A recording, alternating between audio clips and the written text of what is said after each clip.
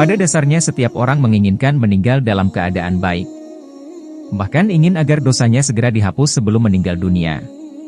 Dalam Islam, setelah meninggal dunia setiap manusia pasti akan berada di alam kubur atau yang disebut juga alam barzah. Ternyata ada penyesalan dari sang mayat ketika di alam kubur. Setidaknya ada 5 penyesalan sang mayit di alam kubur. 5 penyesalan orang sudah mati. Yang pertama, orang mati menyesal karena tidak bersedekah. Yang kedua, andai kami mau mendengar, kami mau berpikir, kami tidak akan menjadi penghuni neraka Sainsinyur, ujar Ustaz Abdul Somad. Sapaan Ustaz Abdul Somad tersebut juga menjelaskan bahwa ada neraka khusus yang akan ditempati oleh orang yang tidak mau mendengarkan pengajian, yakni neraka Sainsinyur. Penyesalan yang ketiga menurut Ustaz Abdul Somad adalah orang yang tidak mau beribadah atau sholat. Tapi ada orang-orang yang menyesal di akhirat. Kenapa? Bolak-balik teriakan Allahu Akbar memanggil tetapi dia tidak mau datang, kata Ustaz Abdul Somad. Penyesalan yang keempat menurut Ustaz Abdul Somad adalah orang yang memutus tali silaturahim. 4. Siapa yang menyesal?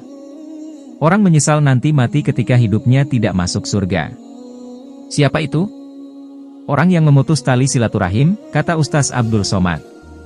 Apa yang disesali manusia yang terakhir menurut Ustaz Abdul Somad adalah karena dia tidak pernah berdakwah.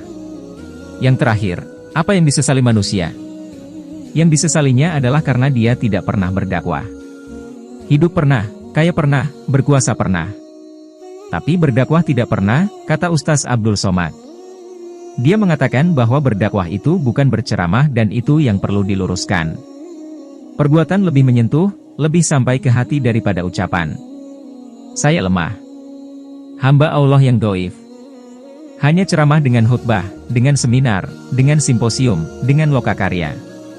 Tapi ada orang yang bisa berceramah dengan kekuasaan. Kita yang tidak punya kekuasaan bagaimana? Beber Ustaz Abdul Somad. Pilih orang yang punya pangkat politik untuk memperjuangkan nilai-nilai Islam di tengah masyarakat. Kalau kau sanggup menolong agama Allah dengan kekuasaan, genggam kekuasaan itu di tanganmu. Kalau kau tidak sanggup pilih karena kau punya hak pilih, ungkapnya.